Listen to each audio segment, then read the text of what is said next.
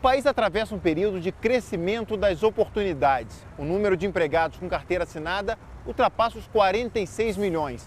Em contrapartida, aumentou significativamente o número de processos trabalhistas nos tribunais. São trabalhadores que procuram seus direitos baseados na lei. No Caminhos da Reportagem de hoje, vamos falar da CLT, a Consolidação das Leis do Trabalho, criada em 1943 pelo presidente Getúlio Vargas e que completa 70 anos neste mês.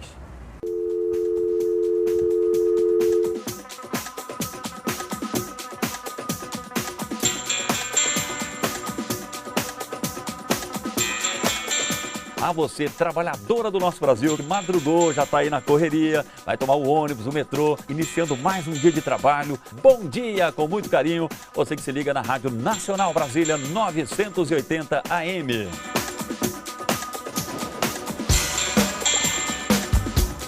Mais um dia de trabalho começa para milhões de brasileiros. Bate papinho com a gente? Desculpa, papai. Você bate papinho com a gente? Uma pergunta, rápido, uma pergunta. Tá atrasado? Bom, bate papinho com a gente. Acordar às 5 horas da manhã, poder chegar no trabalho às 9. Não bastassem trens e ônibus superlotados, as horas gastas para ir e voltar do escritório, as broncas do patrão, há também a questão salarial. A maioria das vezes, tua profissão não é reconhecida, é mal remunerado. No Brasil, essa é a rotina de 46 milhões de pessoas que trabalham com carteira assinada e são registradas nas empresas. São profissionais que contribuem para a Previdência Social, contam tempo para a aposentadoria e têm direito ao FGTS, o Fundo de Garantia por Tempo de Serviço. É o popular trabalhar fichado, garantia para quem deseja ter acesso aos direitos trabalhistas. A vantagem dos 40% em caso de demissão sem justa causa, as garantias de férias, 13º salário. Qualidade pelo menor preço, aproveitem, moleza, hein? Mas há também quem está no mercado informal de trabalho. Gente que não contribui para o INSS, mas que precisa garantir o sustento da família. Segundo o IBGE, Instituto Brasileiro de Geografia e Estatística, em 2011, eles somavam 44,2 milhões de pessoas, ou 22% da população brasileira, estimada à época em 193 milhões de habitantes. São ambulantes, lavadores de carros, trabalhadores que não têm direito a férias nem ao descanso semanal remunerado. 3 em cada 4 ambulantes gostariam de ter a carteira de trabalho assinada, mas por causa da idade e da falta de escolaridade, as oportunidades desaparecem. Eu preferia trabalhar numa lanchonete, trabalhar, me fichar, sair da rua. Mas não tenho chance, já tenho 56 anos. Mas se eu achar que me ficha, eu saio da rua. Você chega numa fase da vida que não tem mais como você fichar. Entendeu? As empresas não te procuram mais. Sem registro formal, o profissional fica mais distante dos direitos trabalhistas. Você não tem férias? Não tenho férias. Descanso semanal em casa? Também não. A minha férias é no dia que eu vou no médico. Estimativas mostram que para um trabalhador formal, há um outro ganhando a vida como pode, por conta própria, patrão de si mesmo. Sou o dono. Só que também não tem férias, né? Mas também não tem férias. Acordo cedo, que é lanche, né? Acordo cedo, sai tarde daqui, só quando fecha a feira. A correr é muito corrido, correria é grande. Mas a carteira assinada ainda é o sonho de quem está desempregado. Para muitos, a realização deste sonho está nas agências do trabalhador.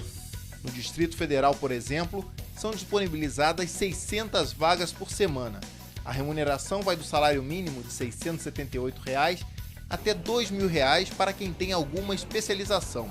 Um salário de 700, praticamente quase todas as empresas oferecem esse salário.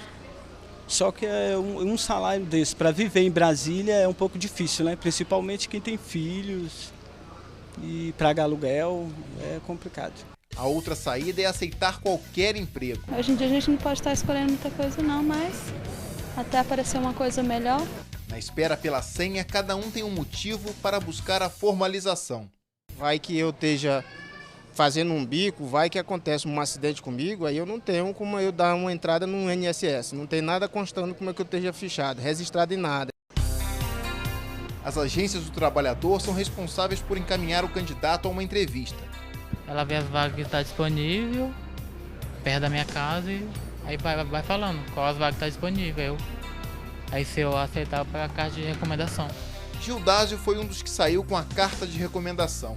É o primeiro passo para conseguir um emprego em um restaurante. Eu já trabalho como garçom, aí procurei na mesma área, né?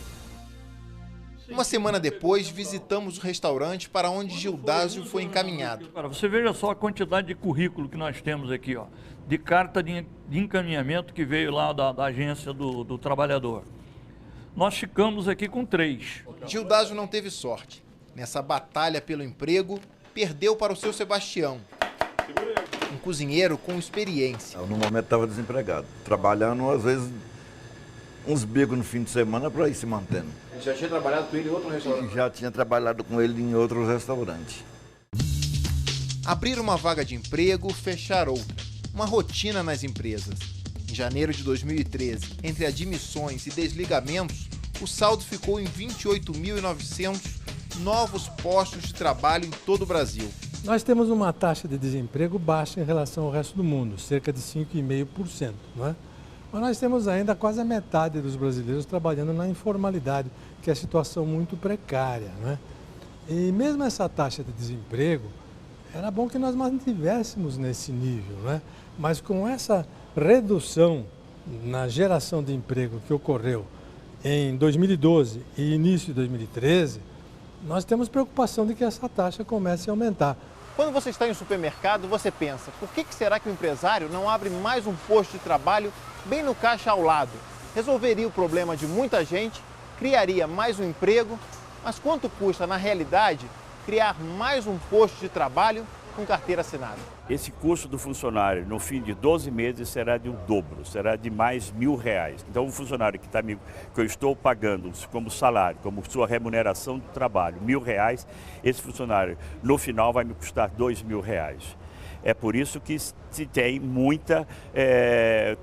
empregados trabalhando na informalidade. Esse custo a que o presidente do Sindivarejista se refere são os encargos trabalhistas. Neste quesito, o Brasil lidera o ranking como um dos mais caros do mundo, à frente de outros 24 países. A pesquisa foi realizada por uma rede mundial de auditoria e contabilidade. O profissional registrado não é só o salário. Há a contribuição previdenciária, o fundo de garantia, férias, descanso semanal. Você tem que tomar muito cuidado com o que você classifica como custo e o que não classifica como custo. Se você computar o salário base e for agregando todos os encargos, todos os direitos que o trabalhador tem, vai chegar no final a um valor quase que o dobro do que o valor base. Na minha visão, pelo menos, custo é tudo aquilo que não é incorporado como salário para o trabalhador no final do mês ou no final do ano. A legislação trabalhista existe desde os anos 40. São as regras do jogo e estão reunidas na CLT, a Consolidação das Leis do Trabalho, que estabelece a relação entre patrão e empregado. A CLT teve essa finalidade. Primeiro, juntou toda a legislação que estava espalhada em diversas leis, em diversos decretos, e condensou tudo num livro. São direitos que já estavam em legislação esparsa, já estavam na Constituição de 34. A CLT é uma garantia de que o trabalhador vai ter os direitos respeitados. Às vezes o empregador não paga todo o período trabalhado. O trabalhador faz horas extras e não recebe. O trabalhador trabalha à noite e não recebe adicional noturno. Então, essas pequenas infrações geram um débito. Por isso, invariavelmente, a Justiça do Trabalho acaba achando alguma coisa a ser paga. Quando a legislação trabalhista não é cumprida, o empregado tem a quem recorrer.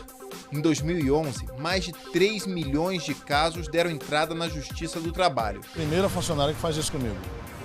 O que ela está pedindo? Ela está pedindo horas extras inexistentes e alegando que ficou 1 ano sem assinar a carteira dentro do trabalho. Às vezes ele pede 10 itens e recebe lá 1 item, 2. Em grande parte isso é devido a um excesso de detalhes na legislação. Quando você tem muito detalhe, você tem uma chance muito grande de ter pessoas frustradas e pessoas que vão reclamar na Justiça do Trabalho. E tem que reclamar porque o nosso sistema é assim, é todo baseado na lei. Os países modernos não são assim. tudo é baseado na negociação, na contratação. A lei tem um papel bem menor do que tem no nosso caso. Para evitar essa dor de cabeça e que a briga chegue à justiça, o melhor é fazer um acordo. Seu Aparecido usa essa tática no seu estabelecimento. Porque nós procuramos conversar com o funcionário antes que ele saia da empresa e fazermos um acerto que satisfaça ambas as partes. Faz a conciliação. Uma conciliação. Nem sempre a solução é tão pacífica assim. Jaqueline trabalhou por 3 anos numa empresa sem ter a carteira assinada. Pelo fato de ganhar por hora, exigiam que ela batesse cartão de ponto todos os dias. Ficou fácil comprovar o vínculo empregatício. Que eu tinha os mesmos deveres de quem tinha carteira assinada, mas não tinha os mesmos direitos. Né? Tudo isso conta, hora para entrar e hora para sair, ponto eletrônico, a presença de um chefe. Tudo isso caracteriza o vínculo empregatício. E eu não tinha os direitos que eles tinham, que era férias, 13º. Jaqueline teve sorte. Em pouco tempo ganhou a causa. Na primeira audiência não teve acordo. Daí nós fomos para uma segunda audiência. Nessa segunda audiência eu levei 2 testemunhas que trabalharam comigo na empresa.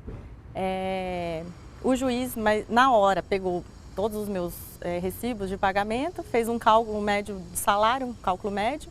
Em cima dessa média, ele calculou as horas, né? Calculou o 13º, as férias e o FGTS. Mas nem sempre é assim. Às vezes, demora anos até os tribunais julgarem os processos. Está há quanto tempo na justiça teu caso? Já tá, vai fazer 2 anos agora. Tem solução de resolver? Diz o meu advogado que sim, né? Mas eu não sei, vamos esperar. O dinheiro vai ficar para teus filhos? Talvez.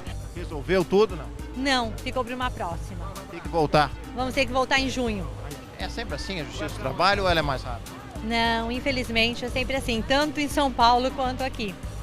No caso de Brasília, onde nós temos uma das justiças do trabalho mais céleres do país, é possível que um processo seja iniciado, julgado e até executado dentro de 1 ano. Agora, existem lugares do país onde isso demora mais tempo. Quem recorre à Justiça do Trabalho não precisa gastar dinheiro com os custos iniciais do processo. Os honorários na Justiça do Trabalho, tradicionalmente, eles são condicionados ao êxito, ou seja, o advogado contrata, eu terei X% do que você ganhar no processo. Então, ele está condicionado ao ganho da causa, seja através do acordo, seja através da sentença final.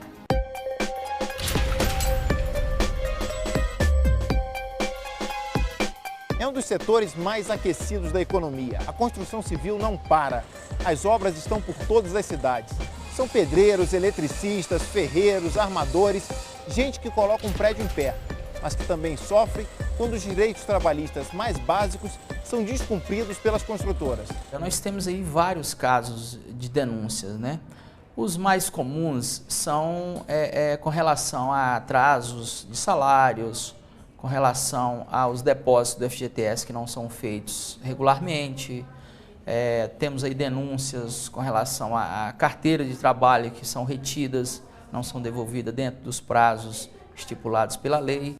Nossa equipe chegou ao Sindicato dos Trabalhadores da Construção Civil do Distrito Federal justamente no dia em que 150 operários demitidos esperavam a homologação da rescisão para receber seus direitos. Todo mundo aqui com os contratos de rescisão, de carteira para ser dado baixa e até agora estamos aguardando e nada. Já tinha gente lá de 3 anos, tinha 2 meses de FGTS. Teme tomar um calote? Temos, porque já houve conversa lá de que a firma ia registrar a falência, essas coisas, né? Então o meu temor é esse mesmo, de tomar um calote. Não só eu, como todos aqui, né? Tem muitas empresas que não têm uma idoneidade financeira, ela faz um acordo verbal com o trabalhador, você vai trabalhar por tarefa, por produção, e às vezes ao final dessa tarefa, dessa produção, não honra com esses trabalhadores. Estrela brasileira no céu azul, iluminando de norte a sul.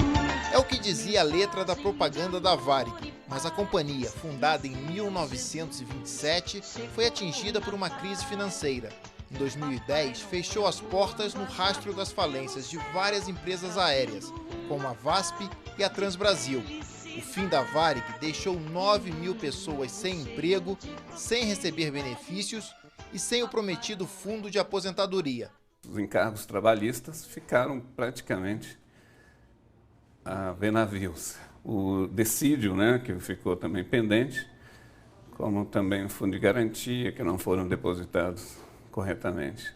Depois de 22 anos trabalhando na Varig, José Gomes teve que recomeçar.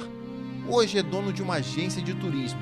Vender passagens aéreas é a sua especialidade. Com o conhecimento que você adquire, você monta uma empresa voltada para o mesmo segmento de turismo brasileiro.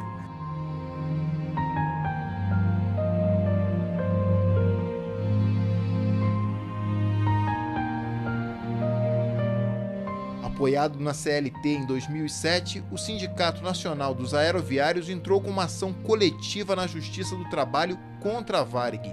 Hoje o processo aguarda a decisão do Supremo Tribunal Federal. São milhares de ações movidas contra a empresa por conta da sua falência, sem que ela tenha pago sequer a homologação aos seus trabalhadores. Eu diria que teve pessoas que começaram a passar fome, que tiveram que arrumar um trabalho, pegar qualquer coisa, virar camelô. Muitos aeroviários viraram taxista, até aeronauta, comissário, para sobreviverem.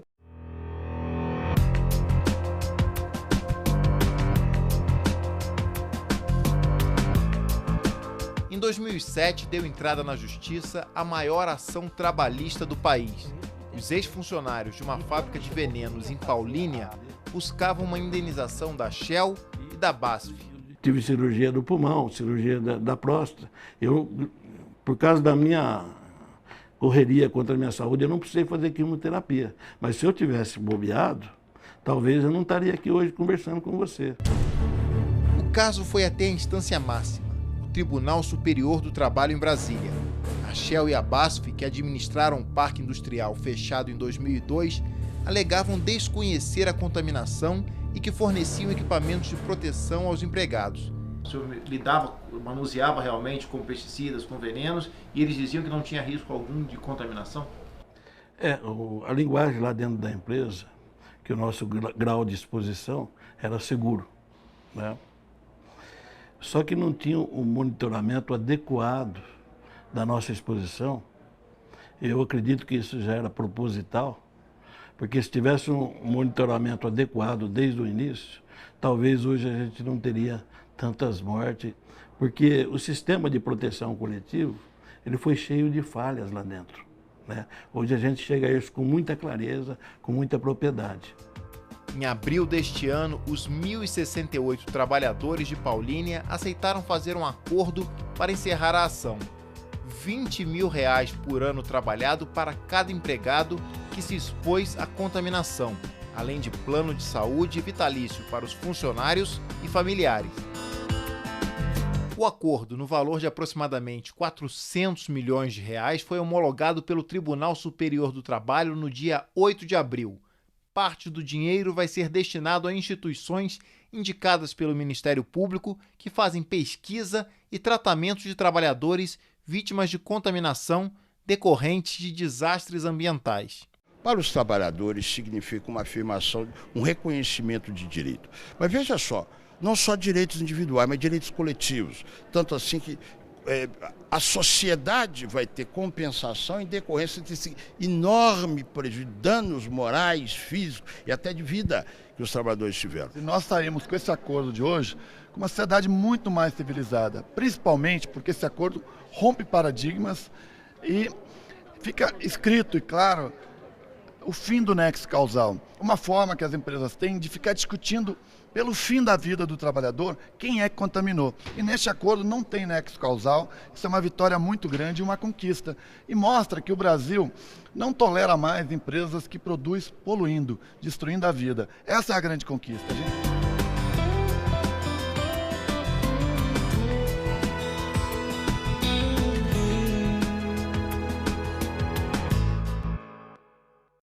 Avenida Presidente Vargas, no centro do Rio de Janeiro.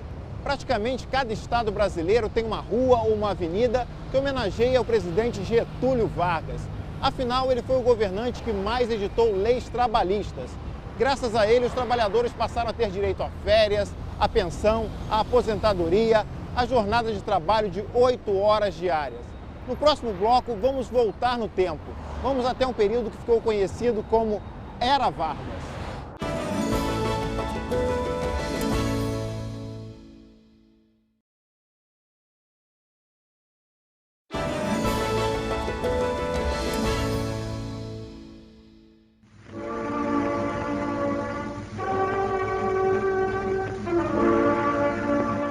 Era um outro Brasil.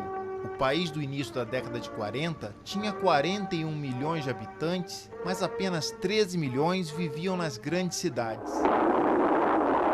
As emissoras de rádio informavam para essa população urbana os contornos da Segunda Guerra Mundial e traziam os atos do presidente da República na obrigatória Hora do Brasil. O Departamento de Imprensa e Propaganda vai transmitir a Hora do Brasil deste dia 7 de setembro. De 1930 a 1945, o país foi governado pelo mesmo presidente, um gaúcho baixinho que quase sempre aparecia nas fotos com um charuto entre os dedos e um sorriso nos lábios. Getúlio Vargas era extremamente popular. Por que Getúlio deixou uma marca tão forte na história brasileira? E uma marca sempre ligada ao desenvolvimento, ao nacionalismo e ao trabalhismo, aos trabalhadores. Ele foi o presidente que teve mais tempo de governo na história de todos os presidentes brasileiros. Para os padrões da época dele, ele foi um grande realizador. Realizador, mas polêmico. Desde a implantação do Estado Novo em 1937, Getúlio governou sem o Congresso, sem partidos políticos, com rígida censura e muita propaganda para alardear os feitos de sua administração. O Estado Novo é um momento da chamada Era Vargas, em que o presidente Getúlio assume como chefe de um Estado forte, intervencionista, centralizador, ditatorial. É claro que ele não se intitula como ditador, os ditadores geralmente não gostam desse título, ele é o chefe do Estado Novo e nessa qualidade, inclusive, ele é reconhecido e nomeado. A história de Vargas está neste memorial instalado em 2004 no subsolo de uma praça no bairro da Glória, no Rio de Janeiro. Aqui estão fotos, vídeos e charges que mostram o ex-presidente como um empreendedor, um político que soube desenvolver o país e, ao mesmo tempo, olhar pelas classes trabalhadoras. Era chamado de o pai dos pobres. O Vargas ele é venerado, né, por essa população que ficou, né, vamos dizer assim, até esse período da história, muito à mercê dessas relações equivocadas e arbitrárias, né, tanto da relação do trabalho quanto da relação de cidadania.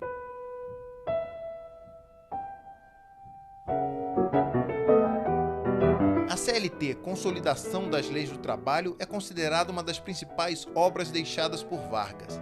Conta a história que, ao assumir o poder em 1930, Getúlio já olhava para a classe operária pensando no futuro. Tanto que, no mesmo ano, criou um ministério que ainda não existia, do Trabalho, Indústria e Comércio. A partir de 1930, na Era Vargas, aqui foi instituído o Ministério do Trabalho. Não existia antes o Ministério do Trabalho? Não existia, um Ministério específico para as relações do trabalho. No Centro de Referência do Trabalhador em Brasília, os painéis contam a história do trabalho no Brasil. Em destaque, os móveis do gabinete do ministro, a pasta, o telefone e outra inovação daqueles anos. Um exemplar da carteira de trabalho adotada em 1932. Essa ideia da carteira de trabalho, ela deixou uma marca importantíssima no imaginário do povo brasileiro de que Getúlio Vargas foi quem deu dignidade ao trabalho.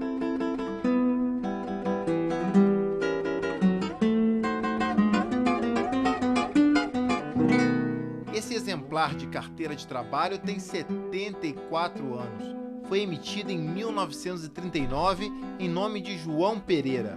Aos 99 anos, ainda trabalha. Aposentado em 1968, seu João voltou ativo em 1974 e pode ser visto todos os dias na portaria executiva do Ministério da Justiça em Brasília. Ele diz que não gosta de ficar em casa. Isso aqui eu ganho muito pouquinho, mas ficar em casa, Carlos, é um suplício de uma saudade. Mesmo que tu goste de livro, mesmo que tu goste disso, depois aqueles dias começam a ficarem longos. Há quem diga que seu João é o trabalhador mais antigo do Brasil. E o senhor trabalha desde quantos anos? Eu desde 10 anos. Desde 10 anos? É, meu tio me levou e botou para trabalhar com ele lá na marcenaria. Lá em Sergipe? Lá em Sergipe, em Propriá. Da marcenaria em Propriá para o Exército. E daí, não parou mais. Depois o senhor foi para onde? Foi ser motorista de quem? Do Coronel Viriato Vargas. Viriato Vargas era? Irmão do Getúlio. Enquanto seu João Pereira teve a ajuda direta da família Vargas, milhões de brasileiros foram beneficiados na forma da lei, fosse com salário mínimo ou com a instalação da Justiça do Trabalho. Inovações patrocinadas pelo governo do presidente Vargas. Ele veio editando leis desde que ele tomou posse em 1930. Durante 13 anos foram sendo elaboradas várias leis, que depois foram compiladas, reunidas na CLT. De 38 a 44, que 45 as coisas mudam, esse período é um período muito importante para a construção dessa narrativa que se incorpora à memória nacional, de que deve-se a Getúlio a feitura de um conjunto legislativo tão significativo na área social. Neste prédio, no centro do Rio, funciona hoje o Tribunal Regional do Trabalho. Antes da mudança da capital para Brasília, este era o endereço do Ministério do Trabalho. Na entrada, um busto dourado mostra bem quem era o chefe da nação naquela época. Nos andares superiores, salões preservados guardam a decoração dos anos 40. Esse aqui é o Salão Nobre, no 8º andar do Ministério do Trabalho. Aqui é a mesa histórica, que foi uma mesa que o Getúlio Vargas assinou a consolidação da lei do trabalho. Então foi aqui, 1º de maio de 43, a assinatura é aqui. A assinatura é aqui. Os jornais de época mostram que mais de 100 mil pessoas foram à esplanada do Castelo para ouvir o discurso de Vargas aos trabalhadores naquele 1º de maio, há 70 anos. O 1º de maio, a partir de 38, ele vai ser comemorado tanto aqui no Ministério do Trabalho, aqui na esplanada do Castelo, como também depois no estádio de São Januário. Ao longo dos anos, enquanto Estado Novo, ele vai sendo comemorado cada ano com um tipo de anúncio que beneficiasse as classes trabalhadoras. Uma comissão liderada pelo ministro do Trabalho pernambucano Alexandre Marcondes Filho ficou encarregada de elaborar a CLT. O decreto-lei assinado por Getúlio oficializando a nova lei foi publicado no Diário Oficial em 9 de agosto de 1943, mas só entrou em vigor em 10 de novembro do mesmo ano, dia da criação do Estado Novo. Dizem que a consolidação das leis do trabalho foi inspirada na Carta de Lavoro do governo de Benito Mussolini na Itália, mas historiadores e juristas discordam dessa versão. Essa é, de um lado, uma forma muito simplista de ver a consolidação das leis do trabalho no Brasil. E de outra, é uma forma que foi muito utilizada pela oposição a Vargas. Por que dizer isto é, evidentemente, acusar Vargas de fascista. Ela reflete, mas reflete numa parte pequena do texto a Carta do Lavoro, apenas na parte do direito coletivo. Erradamente, muita gente diz que a CLT é uma cópia fascista. Não é verdade. Esta placa na Tribuna de Honra de São Januário, estádio do Vasco da Gama, seria a prova de que a CLT foi anunciada ali, local que muitas vezes foi palco das cerimônias de 1º de maio, comandadas por Getúlio. O exemplo mais cristalino dessa utilização se deu em 1943. Agora nós completamos 70 anos da promulgação da consolidação das leis do trabalho, da CLT, E ela foi anunciada ao povo brasileiro aqui, dessa tribuna de honra. São Januário, de fato, abrigou as festas de 1º de maio em 1940, 1941, 1942 e 1945. Eram eventos gigantescos, que serviam para aproximar Vargas dos trabalhadores. Assim como as pessoas iam assistir às partidas de futebol, cada vez mais imbuídas do espírito de participantes do jogo, elas também iam para o campo do Vasco da Gama, imbuídas do seu lugar de sujeitos da história, no caso de uma história do mundo do trabalho, em que eles tinham um papel proeminente, como lhes era dito pelo próprio presidente da República. Futebol e samba, um binômio brasileiro bem aproveitado pelo Estado Novo. Quem trabalha é que tem razão, eu digo e não tenho medo de errar. O bom de São Januário, leva mais um operário, sou eu que vou trabalhar. Numa época em que o governo adotou como política exaltar o trabalhador, uma opção era influenciar os compositores. O objetivo era tê-los como aliados do Estado Novo. E o malandro sempre foi exaltado pelo compositor popular, porque ele, compositor popular, sempre foi malandro. Por exemplo, o Wilson Batista, que foi um malandro célebre, um malandro clássico. Em 1940, o Wilson Batista muda radicalmente como compositor popular, esperto que ele era. Então, quem trabalha que tem razão, eu digo e não tenho medo de errar. O Bonde de São Januário leva mais um operário, sou eu que vou trabalhar. Ele declara-se amante do trabalho, o que não era uma verdade. Ele nunca foi do trabalho. Mas ele precisava fazer a média com o governo. Ah, com certeza. Brasil, meu Brasil brasileiro. Por que não o grande compositor da época, que era Ari Barroso, não fazer também a sua contribuição ao país? Da morena cestrosa e olhar indiscreto. A ode ao Brasil, a ode ao trabalho, a ode à superpopulação. O Brasil verde que dá para o mundo se admira. O Brasil do meu amor, terra de nosso Senhor.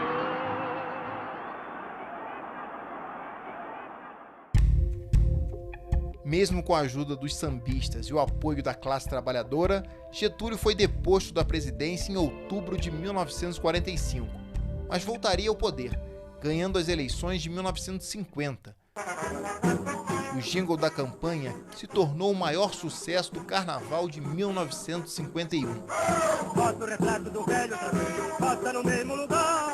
Bota o retrato do velho outra vez, bota no mesmo lugar. O sorriso do velhinho faz a gente trabalhar. O sorriso do velhinho faz a gente trabalhar. Apesar do apoio popular, o segundo governo Vargas não foi tranquilo. Imensas pressões impediram o presidente de concluir o mandato de 5 anos.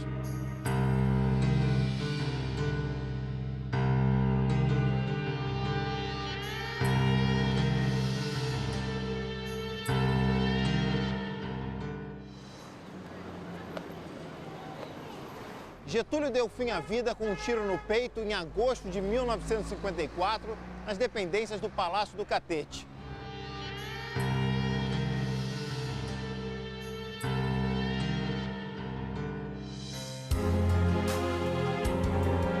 Terminava de forma trágica a era Vargas.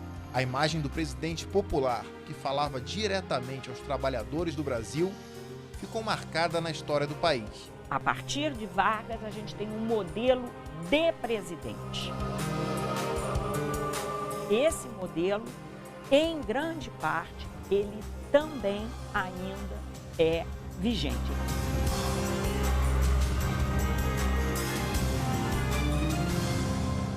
Depois de Getúlio Vargas, o Brasil teve outros 15 presidentes, mas a legislação trabalhista continuou praticamente a mesma. Alguns artigos foram revogados, outros tiveram nova redação, mas o que mudou mesmo foi a relação empregado-empregador. Hoje o país tem mais empreendedores, trabalhadores autônomos E muitas empresas oferecem mais benefícios do que prevê a lei. É o que você vai ver no próximo bloco.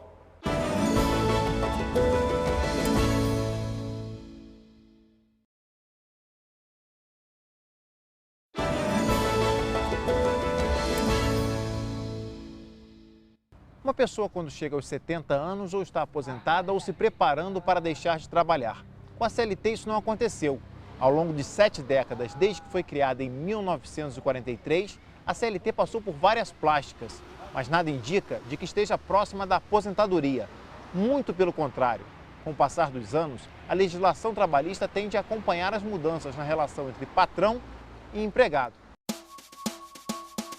Foi o que aconteceu no início de abril deste ano com a aprovação pelo Congresso Nacional da proposta de emenda constitucional que estendeu aos empregados domésticos os mesmos direitos do trabalhador urbano e rural.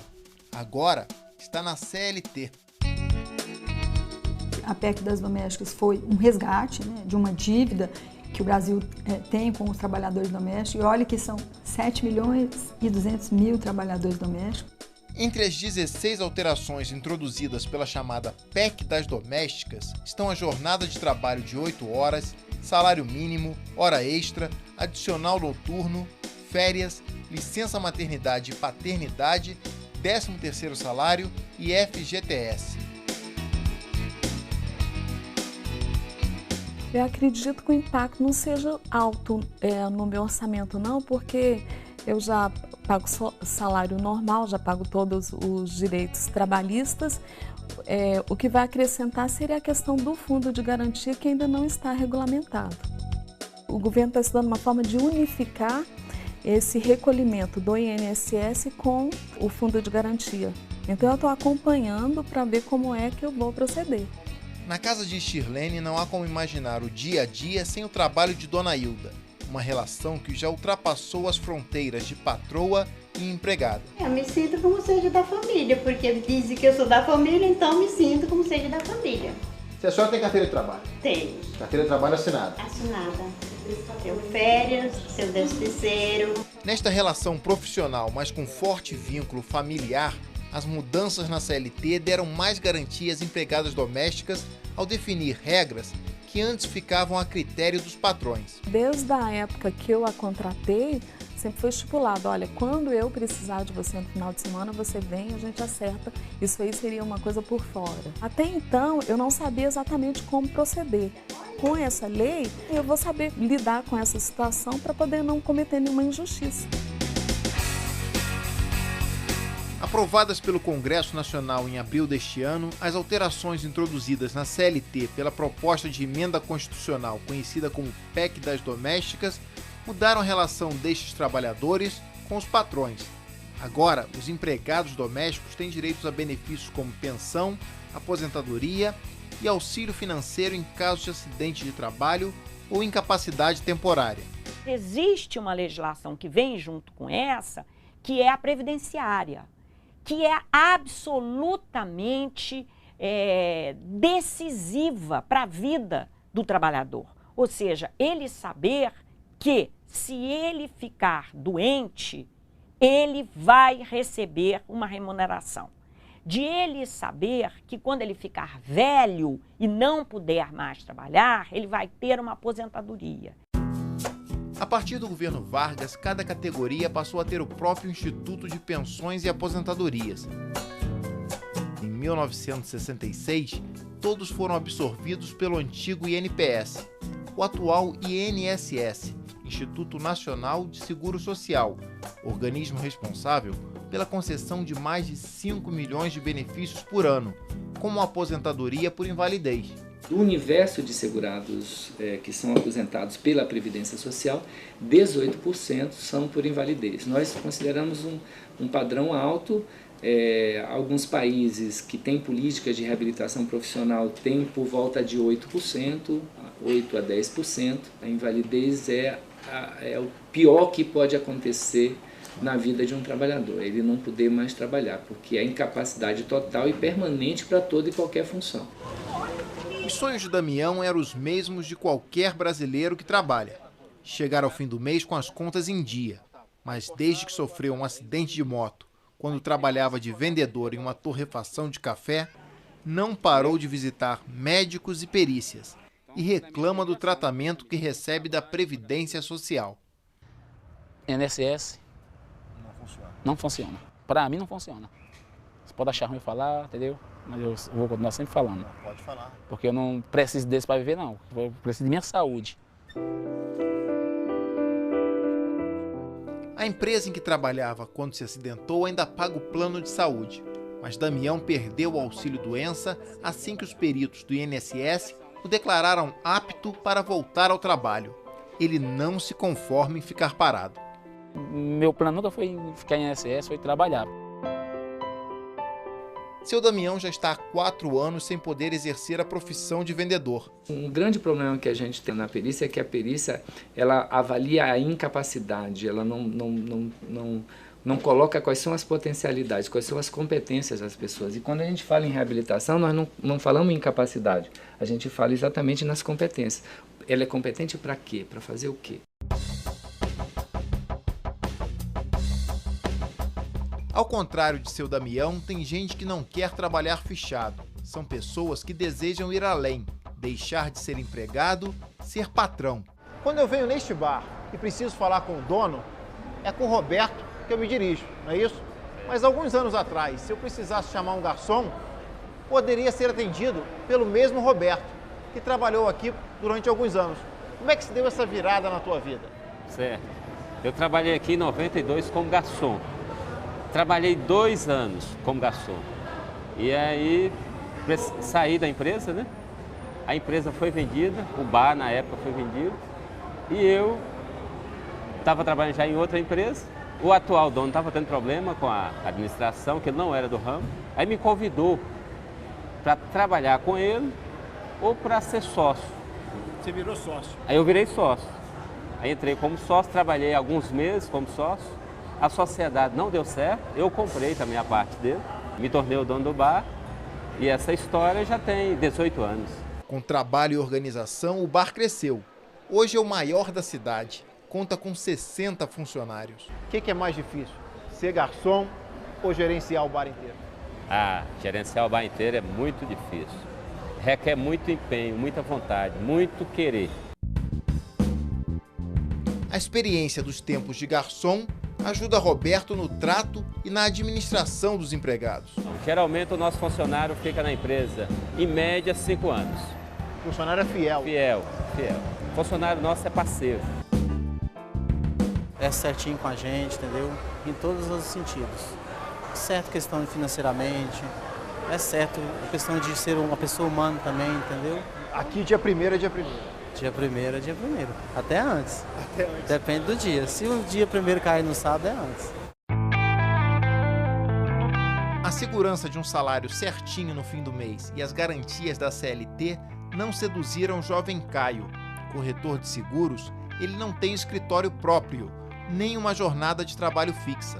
Trabalha em qualquer lugar onde tenha rede de internet. Eu frequento muito um café na minha cidade. Às vezes estou no cliente, uso a mesa do cliente ali, entendeu? Estou almoçando com o cliente, estou atendendo ele, ligo o computador e começo a tratar com ele sobre os negócios. De acordo com o levantamento da Receita Federal, em todo o país são mais de 2.800.000 empreendedores individuais, 685.000 só no estado de São Paulo. Como optou por não ter um emprego com carteira assinada, Caio pode ser encontrado em bares como este, trabalhando. Ao celular, está sempre pronto para atender a clientela e dar a receita. Para ficar no mercado, quem trabalha por conta própria precisa de disposição e muita disciplina. A própria demanda dos clientes existentes, eles te obrigam a levantar da cama e cuidar deles. Porque se você não atender um cliente que está te demandando, que está querendo resolver um problema num negócio que você ofereceu, você vai perder esse cliente. Ninguém quer perder cliente. Disciplina que os funcionários desta multinacional do setor de tecnologia também precisam ter para não cair na tentação de trocar as tarefas do dia a dia por horas de lazer no tênis de mesa, na sinuca, no simulador ou se deliciando com as guloseimas disponíveis gratuitamente. Localizada no centro de São Paulo, a empresa criou instalações nada convencionais para um ambiente de trabalho. É um ambiente humano, digamos, né? Você não precisa, para ser sério, para trabalhar, fazer suas tarefas, você não precisa ter um ambiente ali super burocrático. Diferente na decoração despojada, a empresa também surpreende na hora de contratar. Porque eu fui contratada, eu estava grávida. Minha gravidez foi super bem-vinda, em nenhum momento foi uma questão. Tive uma licença maternidade de 6 meses, então eu cheguei, fiquei um tempo, já logo saí para a licença, tive todo o apoio. E o que dizer de trabalhar num escritório sem necessidade de terno e gravata? A empresa apostou que dando mais liberdade aos empregados pode estimular a criatividade. A gente brinca que a gente é super mimado aqui dentro, né? Tem comida à vontade, tem tudo, mas, como eu falei, a cobrança e o trabalho que eu faço aqui é muito maior do que eu já fiz. Eu nunca trabalhei tanto assim, mas eu trabalho de uma maneira tão relaxada que você nem sente o dia passar. É o emprego dos teus sonhos? É o emprego dos meus sonhos. Mas as facilidades vão além de ambientes de trabalho descontraídos. O Google investe também na qualidade de vida dos seus funcionários e oferece benefícios que extrapolam os previstos na CLT. A gente tem um diferencial que é super bem visto, é a licença paternidade. A gente dá 4 semanas para os pais dos recém-nascidos, para que eles tenham a oportunidade de usufruir desse momento, com não só a mãe, mas o pai.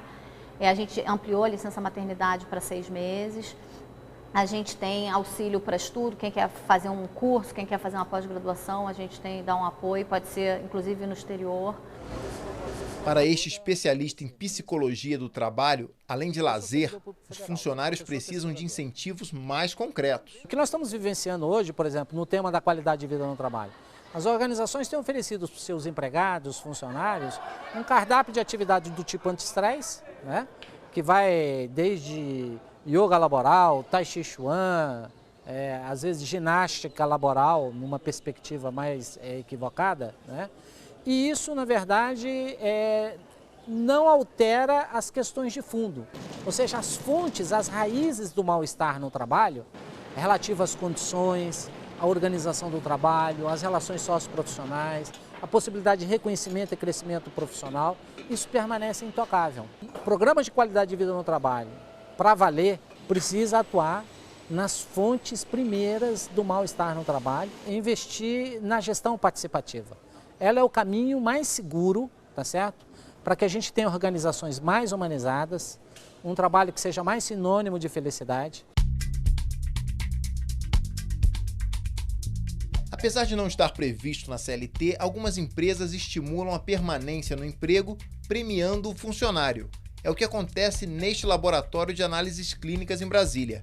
Rita de Assis ganhou um carro 0 km ao completar 20 anos no emprego. Poxa, são 20 anos de dedicação, são 20 anos que você sai de casa, são 20 anos que você deixa filho doente, com empregada, com mãe. E sabe, de repente você olhar ali e fala assim, poxa, hoje eu estou sendo recompensada por tudo aquilo. Porque na verdade a gente não vê muito isso em outras empresas. Para a Rita, ganhar o carro foi fácil. Difícil é aprender a dirigir. O carro está em casa, eu ainda estou tirando a carteira. O pessoal olha para mim e fala assim, mas você vai tirar rápido, você é calma. A aparência se engana. Aí você veio de carro hoje? Não, vim de carro, vim de ônibus. A empresa de análises clínicas atua em 6 estados e no Distrito Federal e tem 1.600 funcionários. Há 7 anos, ela é considerada um dos melhores lugares para se trabalhar no Brasil. Tantos são os benefícios oferecidos aos seus empregados, aqui chamados de colaboradores. A empresa divulga as metas que devem ser alcançadas e os funcionários todo mês têm acesso a esses resultados dessas metas. E aí 2 vezes no ano, na verdade, a gente recebe uma participação nos lucros da empresa. Isso está variando em torno de 1,5 a 2 salários por ano a mais por participação nos lucros. A iniciativa das grandes empresas de ir além do que está escrito na CLT tem incentivado a necessidade da reformulação das leis trabalhistas. A Confederação Nacional da Indústria, por exemplo, está sugerindo um pacote com 101 propostas de mudanças. O empregado hoje ele tem condição seja porque os sindicatos são mais fortes, seja porque ele é ciente dos seus direitos e tem condições de discutir com o seu empregador o que é mais favorável a ele e ao seu empregador para atender a sua demanda. E então, não há por que hoje estar preso a leis que são anacrônicas e foram criadas dentro de um sistema paternalista que buscava atender a um empregado que estava à mercê de um sistema que ele não podia influenciar. A discussão em torno das mudanças não tem afetado a credibilidade da CLT, tanto que, mesmo aos 70 anos, ela ainda é considerada necessária pelos trabalhadores e continua em alta no meio jurídico. Se alguns anos atrás a CLT era um empecilho, a CLT que atrapalhava, a CLT que impedia um aumento do emprego formal, como é que hoje a CLT está aí e os empregos estão aumentando e está todo mundo feliz? Na essência, eu não considero que a CLT precise de reforma. Foi uma conquista muito grande e, na minha opinião, ela está bem jovem e atualizada. Quem trabalha é que tem razão. Talvez nem o presidente Vargas pudesse imaginar que 70 anos depois a CLT continuaria em vigor, gerando polêmica e norteando a relação entre patrões e empregados. Antigamente eu não tinha juízo, mas hoje eu penso melhor no futuro. Vejam vocês, sou feliz, vivo muito bem. A boemia não dá camisa a ninguém. Passe bem, quem trabalha é que tem razão. Eu digo e não tenho medo de errar. O bonde São Januário leva mais um operário, sou eu quem vou trabalhar.